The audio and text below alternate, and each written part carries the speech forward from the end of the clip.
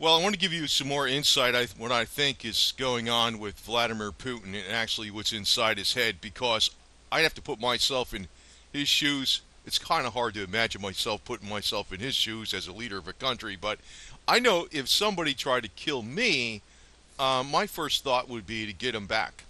And I'm going to have to really go out on a limb here and say that I think Vladimir Putin's car wreck that where his chauffeur died instantly was an attempted assassination on Putin. It was his typical BMW that he drives, and it was his favorite chauffeur for 40 years. Now you're going to say, oh, well, I know. Now, am I trying to make a conspiracy theory here? No, I am not. And, um, be that if you're looking at the technology that's involved in these cars drive-by-wire, the BMW that Vladimir Putin drives, I'm sure, is not hackable. It's just a given. You would think that right away. Now, I also want to look at this issue again with, Michael Hastings. And Michael Hastings was that journalist he died in 2013. Um, he was somebody that was reporting on a lot of things that people did not like. He died on June 18, 2013, in a fiery car wreck involving a late model Mercedes, similar to what happened with Vladimir Putin. Now, I'm going to tell you a little more about this beyond what you may think. Follow my logic, but just put up with me for this part about Michael Hastings. Michael Hastings received the George Polk Award for Runaway General, talking about basically a renegade general in Afghanistan, and it resulted in General McChrystal's resignation. He also became a vocal critic of the surveillance state during the investigation of reporters by the U.S. Department of Justice in 2013, referring to the restrictions on freedom of the press by the Obama administration as a war on journalism, by the Democrats, or it would be the Republicans. It was the Republicans at the time. I know it's not one or the other. But he wrote a story, Why Democrats Love to Spy on Americans, which, if it was George Bush at the time, it would have been him doing it too. Now, um, the other thing is, here's more food for thought. The guy that, the chauffeur for Vladimir Putin died instantly, and the car that hit him was the Mercedes, and that guy's in critical condition. I'm assuming they're doing everything in their power to keep this guy alive because they want to know, everything that went on. In other words, maybe he's not going to remember the accident, but then does he have a history of seizures? Does he have heart problems? They're going to look at everything biologically, every measurement. Did he have a stroke? Did he have a heart attack? Was he on any kind of medications? What caused him to go, hard left like that? And they're going to look at the car. They're going to look at the car itself. Was he, maybe did he have something in the car that maybe caused him to have his attention not on the road, but then again, that would be more like drifting to the left into the opposite lane.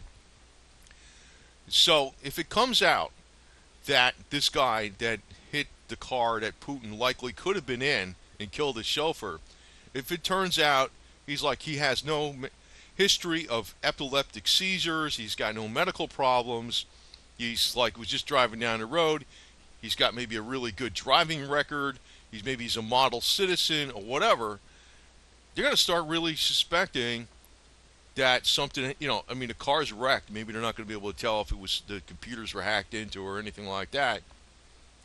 But I would be thinking this car was hacked into. I don't know where this is all going to play out, but obviously, if I was Vladimir Putin, that's what I'd be doing. I'd be looking extremely carefully at that person who was in a Mercedes that hit Vlad's BMW. Now, Vladimir Putin, honestly, I know I've been heavily critical of him, more on the lines that there's so many Putin worshippers out there to disgust me that I do not worship this guy. Actually, I would probably get along with him pretty damn good if I knew him as a person. He's a hardcore mofo, and actually, even though I talk very flippant a lot of times, I am too myself. It's just like I kind of keep a well. I got a sensitive side and another side to me. I mean, it's basically like everything. And I guess Vlad does. Oh, I don't know. I don't want to compare myself to him, but I could tell you that this guy also, Vlad, has been in power such a long time. He's like a czar. He's been around for many years. Whether he's been the prime minister or the president, and right now his popularity has been slipping a little bit in Russia. Now, I know there's Putin fans out there that are saying you're a shill for saying that. I'm like, come on. I'm just telling you the facts. So what he's doing today, and actually in the recent hours, he's put more backing towards Medvedev, right, and Dmitry Medvedev and the United Russian Party, and try to bolster some of his slipping popularity. Because you see, understand what's going on in Russia. The United States, together with Saudi, and actually a lot of that's backfiring with Saudi, though, is bringing down the price of oil to contain Russia's ambitions. Now, obviously, I'm not going to play like Russia's got no ambitions on trying to even, in other words, it's like anything. You go to one step. Maybe right now Russia's not trying to take over the world or something. Say, for instance, if I want to say that, but it's just like you go to one step, you go to another step, to another step, and if you finally you're never going to stop until you know forces other than you stop you. It's almost like trying to make $10 million. You say, well, maybe that's ludicrous today, but once you make 10,000 to 100,000 to 500,000 to a million, and it's like that. Ambitions have no limits, and it's that way with the West. It's like that way with everybody. Um, it's a little bit it is dangerous, and it is dangerous in this country. So I mean, I want to give you a little balance here, because I'm not neither hating Putin or like a Putin worshiper. It's like I realize he's a hardcore KGB guy. I mean, he's not somebody that was playing Mr. Pussycat with his enemies. I know that, but neither was the Bush family or the Clintons. And that's just how it is at the top. It's unfortunate. And actually, if you want to get into some of the theoretical things I think about, really, it's not political parties, Democrats, Republicans, or even the damn libertarians. It's we the people against the damn government. We don't need a government. I'm thinking we need to just go back to halfway anarchy, but maybe that's not the word to use, but just the hell with all the control freaks out there. Now, Putin has been around a long time. I think, he's probably a little worried about, I always suspected this for a long time, that he's worried about what's the next step. He really can't step down from power. I think he's integrally connected in with the New World Order, but then again, the New World Order doesn't all think the same. Actually, right now, Vladimir Putin is avoiding war, World War III, which is they're attempting to actually antagonize him with putting missiles near the Russian border that can reach Moscow, and saying those missiles are for the defense of Europe against Iran, which is crazy. That's ludicrous. And the West is amassing tanks on the border. But Vladimir Putin is not Santa Claus, okay?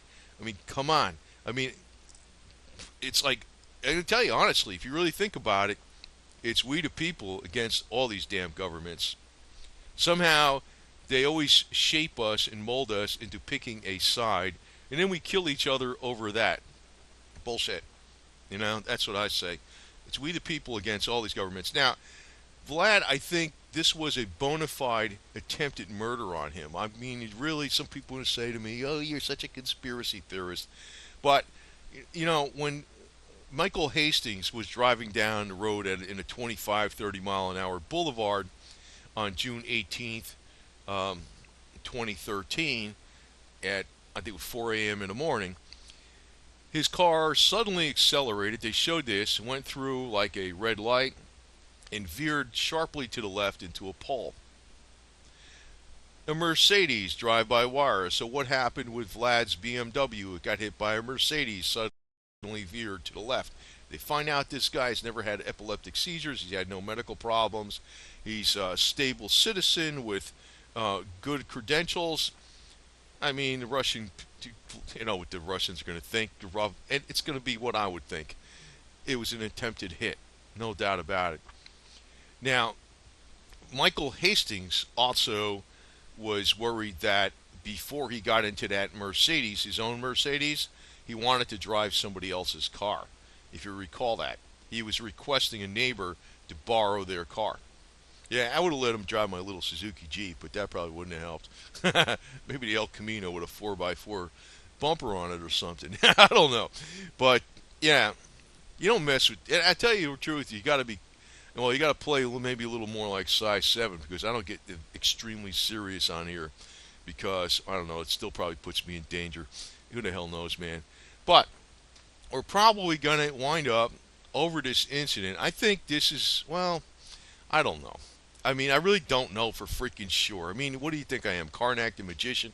But I can also tell you that if I was Vladimir Putin, I'd be almost thinking, well, if it turns out that this guy in the Mercedes is, you know, a healthy guy that never freaking had an epileptic seizure, didn't have a heart attack, didn't have a stroke, and his car just suddenly went into my BMW, me being Vladimir Putin, I'd be like highly pissed off and realizing the West is trying to waste me. And I'd be like, you know, gloves are off now. Now, this is a Russian military woman. I want to tell you one thing. Just to keep it on the lighter side here for you males. I got mainly a male audience, but who the hell knows? I don't have all the male audience, so. But, anyway, if we go to war with Russia, these are the soldiers you want to capture right here. Because Russian women are hot. And take care of them. I don't know how this shit's going to fly out because I could tell you, this is another Russian soldier. I could never shoot this woman. I don't know why.